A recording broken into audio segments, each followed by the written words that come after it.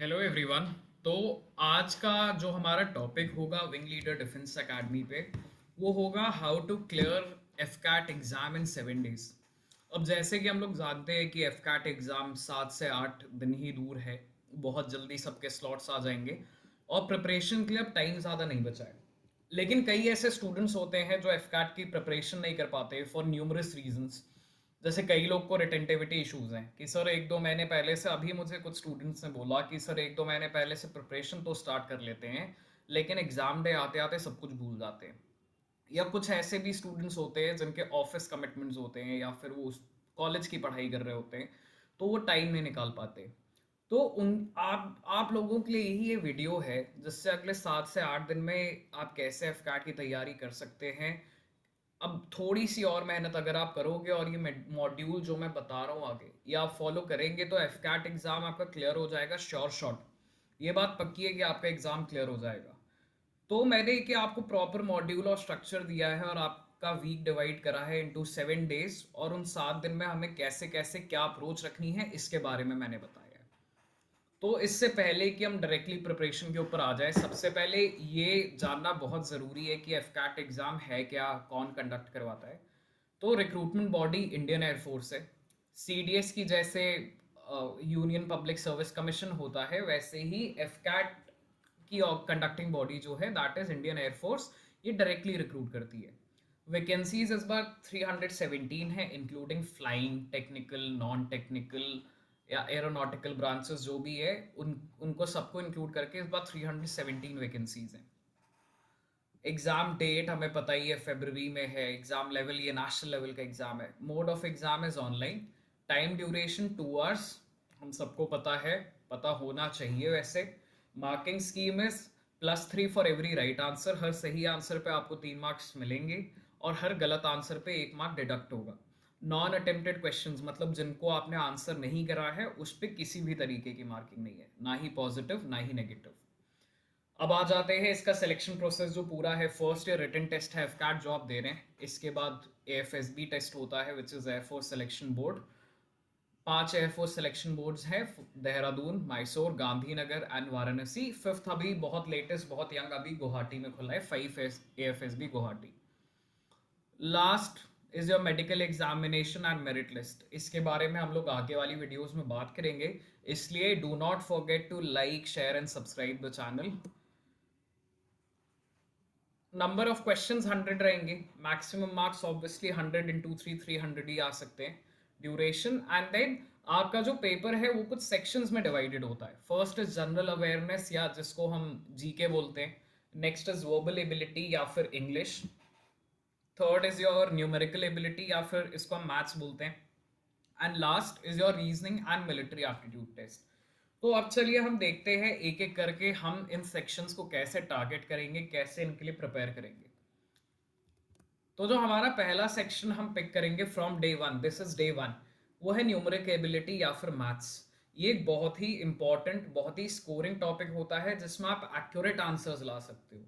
इसका difficulty level बहुत moderate रहता है। जैसे अगर हम कैट एग्जाम की बात करें या यूपीएससी की बात करें तो बहुत हाई लेवल मैथ्स आती है, बट इसमें मैथ्स बहुत मॉडरेट लेवल की आती है। एग्जैक्टली मैं इजी तो नहीं कहूंगा कि क्लास 5 6 की मैथ्स दे दी, बट हाँ मॉडरेट लेवल की रहती है। इसको हम मैथ्स वाले सेक्शन को टोटल 3 दिन देंगे और हम लोग कुछ स्पेसिफिक टॉपिक कवर करेंगे। ऐसा नहीं है कि हम लोग एकदम गधों की तरीके से पढ़ते चले जाएंगे सब कुछ, नहीं। तो पहला जो इंपॉर्टेंट टॉपिक है हमारा वो है that is time and work. Time and work में कई तरीके के क्वेश्चंस आते हैं, लेकिन हमें दो तरीके के क्वेश्चंस पे फोकस करना है। First is pipes and cisterns. Pipes and cisterns में आपको कुछ ऐसे क्वेश्चंस देखने को मिल जाते हैं कि pipe A fills a tank in 10 hours, pipe B fills a tank in 20 hours, pipe C fills a tank in let's say 15 hours.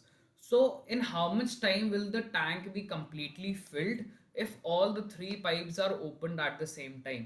मतलब हमें 3 पाइप का दे दिया कि इंडिविजुअली एक टैंक को इतने टाइम में भर लेती हैं। तो अगर मैं इन तीनों पाइपों को एक साथ खोल देता हूँ तो ये कितने टाइम में पूरे टैंक को भर देंगी। ये एक तरीके का क्वेश्चन होता है। दूसरे तरीके का, फिर जब हम सिस्टर्न्स या और थोड़ा एडवांस लेवल के क्वेश्चन की बात करें तो इसी में एक मान लो आप पाइप डी ऐड हो जाएगा जो टैंक को खाली कर रहा है।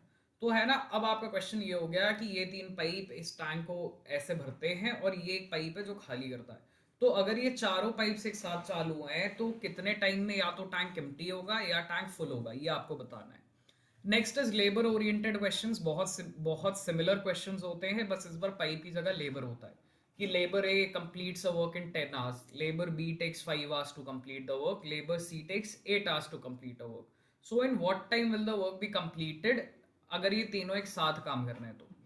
पहला क्वेश्चन ये, इसी में कई बार उल्टा आ जाता है कि 3 लेबर्स कंप्लीट अ वर्क इन इतनी डेज, लेबर ए को इतना टाइम लगता है, लेबर बी को इतना टाइम लगता है, तो लेबर सी को कितना टाइम लगता होगा अकेले करने में। या इसी में एक तरीके का क्वेश्चन आ जाता है कि लेबर ए है, उसने 10 दिन काम करा एक चीज के ऊपर, उसके बाद वो छोड़ के चला गया, लेबर बी ने उसके बाद 10 दिन करा, लेबर सी ने उसके बाद 15 दिन करा, तो है ना टोटल कितना टाइम लगा या टोटल डिफरेंस कितना था दोनों के कंप्लीशन में, एफिशिएंसी रेट क्या था। लास्ट आ इसके बाद टाइम एंड वर्क आपका लगभग इतना पूरा है, इसके आगे आप लोग को टाइम स्पेंड करने की जरूरत नहीं है उसके ऊपर। Next is profit and loss. Profit and loss में जो सबसे इंपॉर्टेंट चीज है वो है प्रॉफिट एंड लॉस परसेंटेज। क्यों इंपॉर्टेंट है ये? क्योंकि एफकैट की अगर हम बात करते हैं तो it is not a knowledge based exam, it is a speed based exam.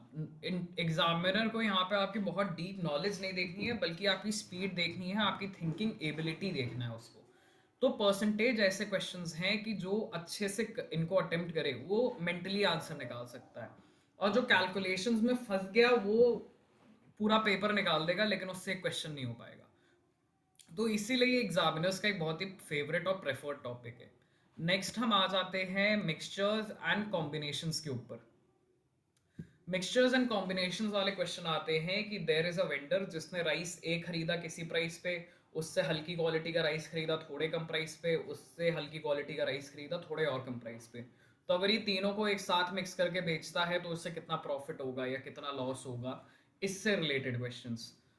Combination कई बार होता है कि आपसे कॉम्बिनेशन ऑफ चीजें पूछी जाती है कि दो चीजें पूछ ली, cost price and profit percentage. तो ये तरीके के भी जो क्वेश्चंस है एफकैट में थोड़े से पॉपुलर रहे हैं। पूछा हालांकि आपसे एक चीज जाता है लेकिन आपको हो सकता है उस आंसर पे अराइव करने के लिए दो तीन चीजें, दो तीन कॉम्बिनेशन यूज करने पड़े। तो वो जो क्वेश्चंस होते हैं। Last is discount. Discount stand alone is a very important topic, क्योंकि अगेन कैलकुलेशंस बेस्ड क्वेश्चन दिए जा सकते हैं डिस्काउंट के ऊपर। इसके बाद हमें सॉल्व करना है डे वन पे मॉक पेपर एक। मॉक पेपर्स बहुत इंपॉर्टेंट हैं क्योंकि ये आपको रिवाइज भी करवाते हैं और प्लस आपकी वीक एरियाज आपको आइडेंटिफाई करने में मदद करते हैं। तो इतना याद रखिएगा कि मॉक पेपर डेली हमें एक एक सॉल्व करना है। कुछ टॉपिक्स जो हमें अवॉइड करने हैं, ये प्रॉफिट एंड लॉस से हैं ये तीनों topics. First is dishonest dealer. हमें कई बार क्वेश्चंस मिल जाते हैं कि एक डीलर था जिसने तराजू में कुछ गड़बड़ कर रखी थी, तो वो जब भी 1 किलो सामान तोलता था तो कस्टमर को एक्चुअली 900 ग्राम्स ही मिलता था। तो इस तरीके के जो डिसऑनेस्ट डीलर के क्वेश्चंस हैं वो हमें अवॉइड करने हैं। Next is successive discount. Successive discount होता है कि 10% प्लस 20% ऑफ दे दिया, या 10% ऑफ दे दिया और बाय टू गेट थ्री का ऑफर दे दिया। तो ये जो क्वेश्चंस है ये भी एफकैट में नहीं आते, बिल्कुल ही नहीं आते मतलब, तो इसको भी करने की जरूरत नहीं है। Last is mark price and discount. ये टॉपिक हमें करना है, मैं ये नहीं बोलूंगा कि बिल्कुल ना करिएगा, लेकिन ये बहुत रेयर क्वेश्चंस हैं और बिल्कुल सेम प्रिंसिपल पे बेस्ड है कॉस्ट प्राइस और सेलिंग प्राइस के। तो इस पे हमें टाइम नहीं वेस्ट करना बहुत ज़्यादा। ये टॉपिक मॉक पेपर के थ्रू ही हमारा कवर हो जाएगा, तो इसको अलग से प्रिपेयर करने की ज़रूरत नहीं है। अब आ जाते हैं हम डे टू के ऊपर। डे टू के ऊपर भी हम मैथ्स को ही कंटिन्यू करेंगे। तो जो पहला टॉपिक हमारा होगा that would be speed distance and time. ये बहुत ही ज़्यादा इंपॉर्टेंट टॉपिक है, हर कॉम्पिटिटिव एग्जाम में एग्जामिनर्स का फेवरेट होता है ये टॉपिक, देते ही देते हैं 3 4 क्वेश्चंस 5 क्वेश्चंस इस टॉपिक से। तो स्पीड डिस्टेंस टाइम बहुत इलाबोरेट टॉपिक है लेकिन सिर्फ एक फॉर्मूले पे चलता है, that is distance is equal to speed into time. लेकिन इसमें दो अलग टॉपिक्स होते हैं, पहला होता है ट्रेन और एक बोर्ड्स। ये दो टॉपिक्स पे ही हमें फोकस करना है क्योंकि एक तो 90% क्वेश्चन आएंगे इन्हीं दोनों से और जो बचे हुए 10% है, अगर इनको प्रैक्टिस कर लिया तो बड़ी आसानी से हो जाएंगे, कोई दिक्कत ही नहीं आएगी उसमें। तो ट्रेन्स ट्रेन्स में आपको कुछ इस तरीके के क्वेश्चन मिलते हैं कि train A is moving at a speed of 40 kilometre per hour, train B which is coming from the opposite direction is moving at a speed of 60 kilometre per hour. So in how much time will the two trains cross each other. या जो अगला तरीके का question form होता है हमारा कि है ना, train A is going at a speed of 80 kilometre per hour, train B which is coming from behind is going at a speed of 120 kilometre per hour. So in how much time will train B overtake train? इस तरीके के questions हमें practice करने। Next is boats.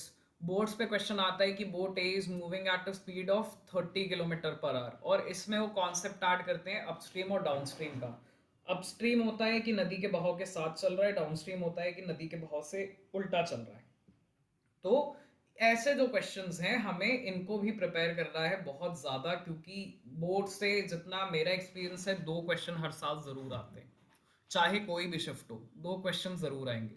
Next है average.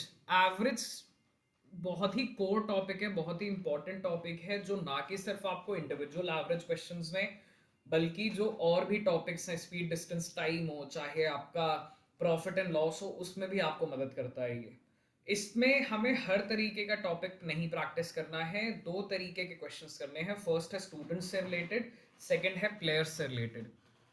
ये मैंने easy topic रखा है थोड़ा सा, क्योंकि स्पीड डिस्टेंस टाइम अपने आप में बहुत टाइम कंज्यूमिंग होता है, बहुत टाइम लगता है इसको प्रिपेयर करने में, तो सेकंड टॉपिक हमारा ये इसीलिए थोड़ा सा बेसिक रखा है। तो प्लेयर्स वाले क्वेश्चन आते हैं कि 5 प्लेयर के मैच में के रन्स दे दिए, एवरेज स्कोर क्या था। सेकंड सेम स्टूडेंट्स के ऊपर की एक क्लास है जिसमें स्टूडेंट्स का स्कोर कुछ दिया होगा या फिर उनका वेट दिया होगा। अब मुझे 2 नए स्टूडेंट्स और एडमिट करने हैं और मैं चाहता हूँ मेरा जो एवरेज है वो 50 से 60 हो जाए, तो है ना उनका वेट क्या होना चाहिए। या सिमिलरली प्लेयर्स का कि 5 मैच में एक प्लेयर ने इतना स्कोर करा है और उसका अभी ये एवरेज है, तो 6th मैच में इतना वो कितना स्कोर करे कि उसका एवरेज 5 से बढ़ जाए या 10 से बढ़ जाए उसका एवरेज। इस तरीके के क्वेश्चंस। जो टॉपिक्स हमें अवॉइड करने हैं वो है ट्रेन और पोल से रिलेटेड क्वेश्चंस। कोई कई क्वेश्चंस आते हैं जिसमें लिखा होता है कि ट्रेन एक पोल को क्रॉस करती है या एक प्लेटफॉर्म को क्रॉस करती है, ये क्वेश्चंस छोड़ दीजिएगा, बेकार है, बिल्कुल यूज के नहीं है। Next is car and humans, जो डायरेक्ट बहुत क्वेश्चंस होते हैं कि एक कार इस स्पीड पे चलती है या एक ह्यूमन इस स्पीड पे चलता है, ये वाले क्वेश्चन भी छोड़ दीजिएगा। और इन 2 टॉपिक्स अलावा, प्लेयर्स और स्टूडेंट्स के अलावा, कोई भी जो आपका एवरेज का क्वेश्चन हो उसको भी छोड़ दीजिएगा, जरूरत नहीं है प्रिपेयर करने की, नहीं आएंगे। फिर अगेन मॉक पेपर 2 हमें सॉल्व करना है डे 2 पे, एक और मॉक पेपर। अब आ जाते हैं डे 3 पे। जैसा कि मैंने कहा डे 3 पे भी हम न्यूमेरिकल एबिलिटी या मैथ्स पे ही फोकस करेंगे।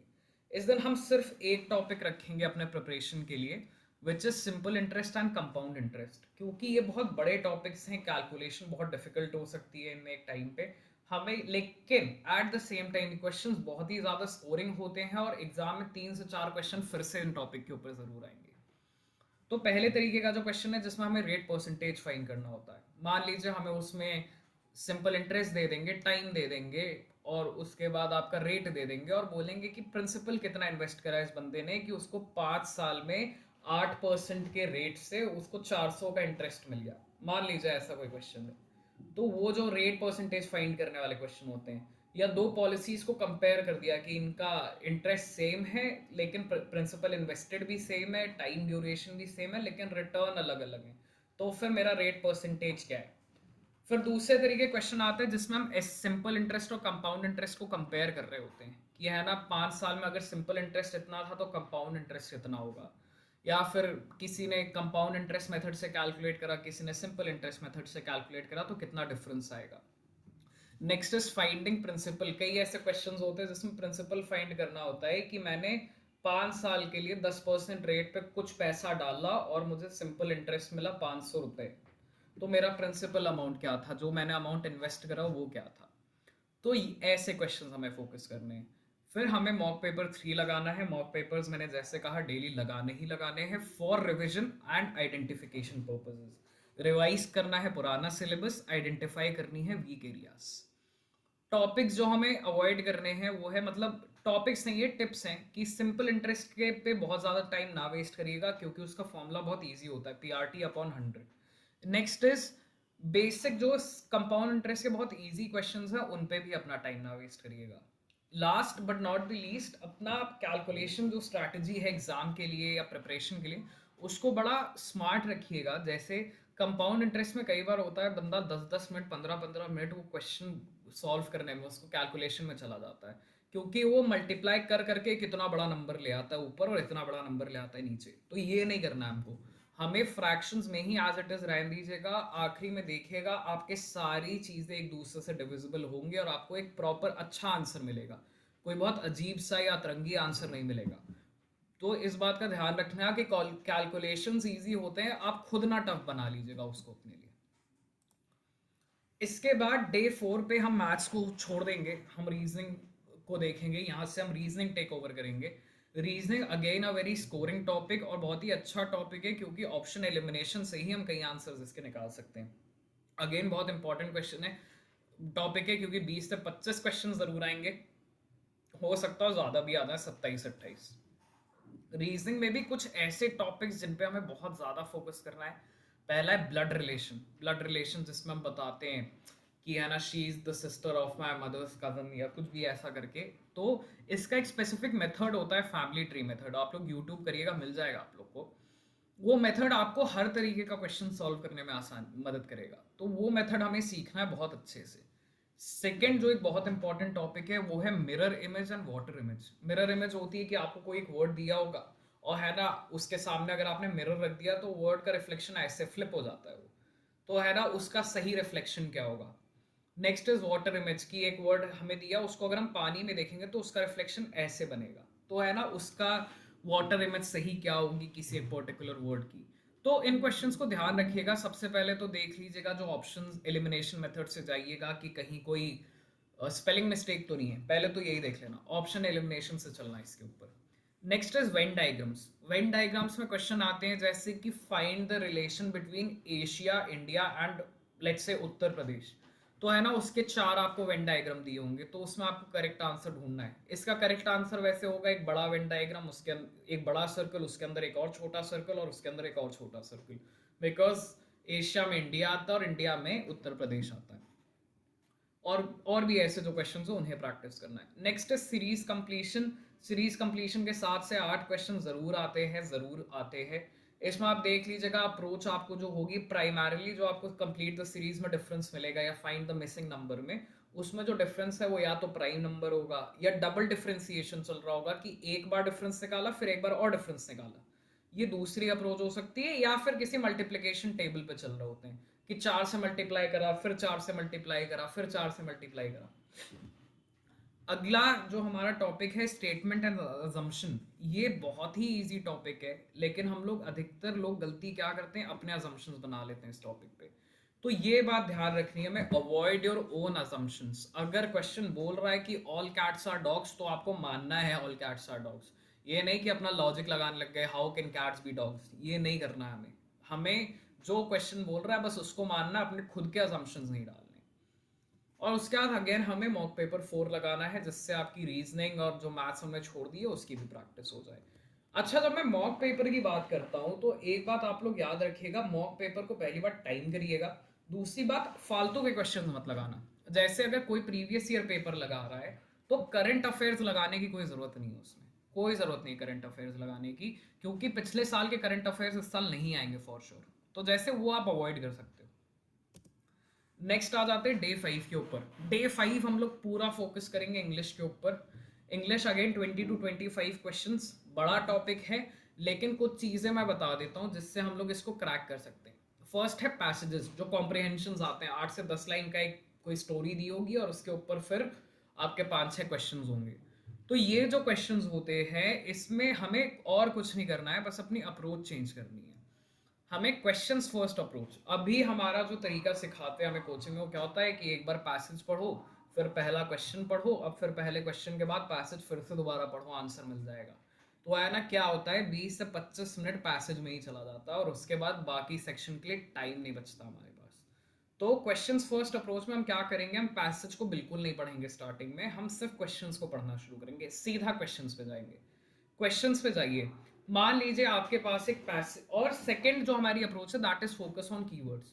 जो कीवर्ड्स होते हैं क्वेश्चन में उस पर फोकस करना है। तो मैं एक एग्जांपल दे देता हूँ। मान लो हमारे पास कोई स्टोरी है अबाउट टाइगर्स, ठीक है, और मेरे पास नीचे क्वेश्चन आ रहा है कि in which season does the tiger give birth. ये मेरा क्वेश्चन है। तो अब पहली बात, हमने पैसेज नहीं पढ़ा है, हमें ना पढ़ना है। मैंने बस क्वेश्चन में देखा, मुझे 2 कीवर्ड्स दिखाई पड़ रहे हैं, पहला है बर्थ और सीजन, मुझे 2 कीवर्ड्स मिल गए। अब मैं पैसेज पढ़ूंगा, पढ़ूंगा ऐसा नहीं कि एक एक लाइन पढ़ूंगा, मैं जल्दी से पैसेज में ये 2 वर्ड्स ढूंढूंगा, सीजन या फिर बर्थ। जहां मुझे ये वर्ड्स दिखेंगे वही आंसर होगा, क्योंकि एफ कैट का जो कॉम्प्रिहेंशन होता है बहुत स्ट्रेट फॉरवर्ड होता है। आंसर अपफ्रंट दिया होता है पैसेज में, आपको खोजना नहीं पड़ता है आंसर, या कोई मतलब नहीं निकालना होता उस पैसेज का। तो ये बात ध्यान रखिएगा। इससे दो चीज़ें होंगी। पहली चीज़, आप लोग बहुत ज़्यादा टाइम सेव करोगे। नेक्स्ट चीज़, एक्यूरेसी, आपके आंसर सही आएंगे। तो दो चीज़ें याद रखना पैसेजेस अटेम्प्ट करते हुए कि क्वेश्चंस फर्स्ट अप्रोच, हम सीधे क्वेश्चंस पे जाएंगे। And next is focus on keywords, keyword से आपको आंसर मिल ही जाएगा।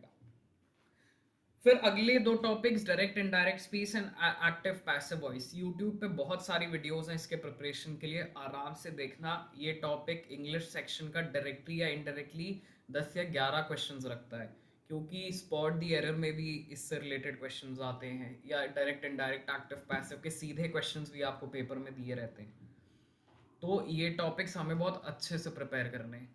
लास्ट आ जाते हैं सिनोनिम और एंटोनिम के ऊपर। सिनोनिम मतलब पर्यायवाची शब्द, और एंटोनिम मतलब विलोम शब्द या उल्टा मतलब जिनका होता है।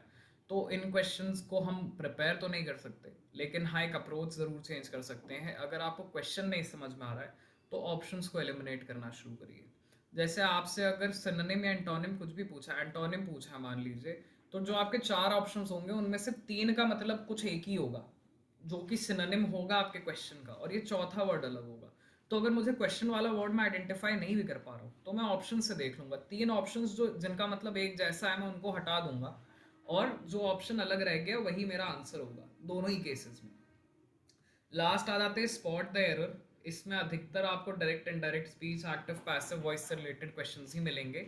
लेकिन इन क्वेश्चंस को अप्रोच करने से पहले ऑप्शंस में एक बार चेक कर लीजिएगा। ऑप्शंस में होता है कई बार स्पेलिंग मिस्टेक्स होती हैं, या कोई ऐसा ऑप्शन होता है जो आपके सेंटेंस का मीनिंग ही चेंज कर देता है। कोई छोटा सा नॉट लगा देते हैं या एक नॉट हटा देते हैं तो आपके सेंटेंस का मीनिंग चेंज हो जाता है। तो उन ऑप्शंस को सीधा ही एलिमिनेट कर देना कि हो ही नहीं सकता ये तो आंसर। और उसके बाद जो बचे हुए ऑप्शंस हो उनमें थोड़ा सा आप दिमाग लगा के स्ट्रगल करके अपना आंसर निकाल सकते हो। फिर जैसे मैंने कहा डेली एक मॉक पेपर तो करना ही पड़ेगा, तो मॉक पेपर 5। डे 6 पे हम लोग आएंगे जीए मतलब जनरल अवेयरनेस, एंड जीएस मतलब जनरल स्टडीज, इसके ऊपर। तो जनरल अवेयरनेस और जनरल स्टडीज बहुत स्कोरिंग टॉपिक तो मैं नहीं बोलूँगा, लेकिन और इसकी कोई लिमिट भी नहीं है। इसकी कोई लिमिट नहीं है, anything under the sun will come under G and GS. तो पहली बात का जो जी और जीएस में ध्यान रखना है कि करंट अफेयर्स का टॉपिक लिमिटेड होता है। मुझे पता है कि 2 3 या 4 महीने से ऊपर ये करंट अफेयर्स मुझे नहीं पूछेंगे, तो इसका जो है वो प्रिपरेशन करी जा सकती है। तो कैसे करेंगे प्रिपरेशन करंट अफेयर्स की? सबसे पहले क्वेश्चन बैंक एक है कुछ 100 क्वेश्चंस का, जिसका मैंने लिंक डिस्क्रिप्शन में दे रखा है। उसको आप लोग जल्दी से पढ़ लीजिएगा। उसमें करंट अफेयर्स और स्टैटिक जीके दोनों के क्वेश्चंस होंगे। नेक्स्ट इज रिसेंटली जैसे हमारे पद्मश्री, पद्म भूषण, पद्म विभूषण अवार्ड डिस्ट्रीब्यूशन हुआ था, या कोई भी ऐसा बहुत इंपॉर्टेंट अवार्ड अगर डिस्ट्रीब्यूट करा गया हो मूवी से रिलेटेड, लिटरेचर से रिलेटेड, तो वो हमें याद रखने हैं। नेक्स्ट इज अगर कोई बुक थी जिसने अवार्ड जीता हो, स्पेशली इंडियन बुक्स, तो उनके बारे में ज़रूर याद रखिएगा। थर्ड इज इंटरनेशनल समिट्स, अगर कोई G20, G8, G7 कोई समिट इंपॉर्टेंट हुई हो तो उसका एजेंडा और उसकी होस्ट कंट्री, ये हमें याद रखनी है। नेक्स्ट इज मिलिट्री एक्सरसाइज, अगर किन्हीं दो देशों ने कोई साझा अभ्यास करा हो मिलिट्री का तो उसके बारे में हमें पता होना चाहिए कि होस्ट कंट्री कौन थी और पार्टिसिपेंट कंट्रीज जिन्होंने हिस्सा लिया वो कौन थे, और उसका नाम। फिर स्पोर्ट्स, स्पोर्ट्स बहुत ही ज़्यादा पसंद है आर्म फोर्सेस वालों को। तो स्पोर्ट्स में अगर कोई अचीवमेंट रिसेंटली रहा हो, जैसे ओलंपिक्स गए उसके बाद भी कुछ इनके अगर प्लेयर्स के अचीवमेंट रहे हो तो उनको याद रखिएगा। Next is women achievers. हम लोग लगातार देख रहे हैं कि इंडियन आर्म फोर्सेस वुमेन को बड़ा सपोर्ट कर रही है, उनको बहुत इनकरेज करा जा रहा है। तो यही वो उनकी जो अप्रोच है वो पेपर्स में भी रिफ्लेक्ट होती है। वुमेन अचीवर्स इनको बहुत ज़्यादा पसंद है। तो कोई अगर वुमेन है जिसने कुछ अचीव करा हो, जैसे ओलंपिक्स में लवलीना बोरोगेन, मीराबाई चानू, पीवी सिंधु, इनको ओलंपिक मेडल्स मिले थे। तो इसके बाद अगर इन्होंने कुछ अचीव करा हो, जैसे मीराबाई चानू ने recently as a DSP join करा पुलिस को, तो ऐसे अगर कुछ क्वेश्चंस हो विमेन अचीवर्स के बारे में उसको दिमाग में रखिएगा। स्टैटिक जीके जो आपकी जो सेम रहती है हर साल, वो आपकी मॉक पेपर्स से कवर होती जाएगी। कोई भी नेगेटिव न्यूज़ या क्वेश्चंस को अवॉइड करिएगा, क्योंकि इन एग्जाम्स में नेगेटिव न्यूज़ नहीं पूछी जाती कि उस एक्सीडेंट में कितने लोग मर गए या कोई मर्डर केस हुआ या कुछ ऐसा, ये सब नहीं पूछा जाता है। फिर इसके बाद हमें एक मॉक पेपर और लगाना है डे 6 पे। लास्ट डे आ जाते हैं डे 7 के ऊपर। इस दिन हम सिर्फ रिवीजन करेंगे सिर्फ और सिर्फ रिवीजन। फर्स्ट ऑफ ऑल उन वीक टॉपिक्स पे फोकस करना जो आपने इतने दिनों में मॉक टेस्ट करते हुए आइडेंटिफाई करे होंगे, या फिर अगर कोई पिछला टॉपिक जो मैंने बताया वो वीक रह गया तो उस पर आप लोग फोकस करोगे। फिर करंट अफेयर्स रिवाइज करना, 2 मॉक्स आपको मिनिमम लगाने हैं। Last but not the least, अपने बेस्ट ऑफ माइंड में रहना, खुश रहना, रिलैक्स रहना, स्ट्रेस्ड आउट ना रहना, क्योंकि आप अपना बेस्ट कोशिश कर चुके होगे। तो रिलैक्स रहना, जिससे नेक्स्ट डे प्रेशर में आके ऐसा ना हो एग्जाम खराब हो जाए हमारा। ठीक है, तो ऑल द बेस्ट, अच्छे से प्रिपेयर करिए। टाइम बहुत कम है लेकिन हो जाएगा, ये मैं श्योर कर रहा हूँ कि क्लियर जरूर हो जाएगा एग्जाम। तो इन पे आप फोकस करिए, रिलैक्स रहिएगा, और जो अप्रोच मैंने बताई है उसी अप्रोच के साथ क्वेश्चंस को आपको अटेम्प्ट करना है। चैनल को लाइक शेयर और सब्सक्राइब करना मत भूलिएगा, क्योंकि अब इसके बाद मेरी जो है वो SSB FSB के ऊपर मैं सीरीज लॉन्च करूंगा, तो वो वीडियोस आप फॉलो कर पाए जिससे। Okay, thank you.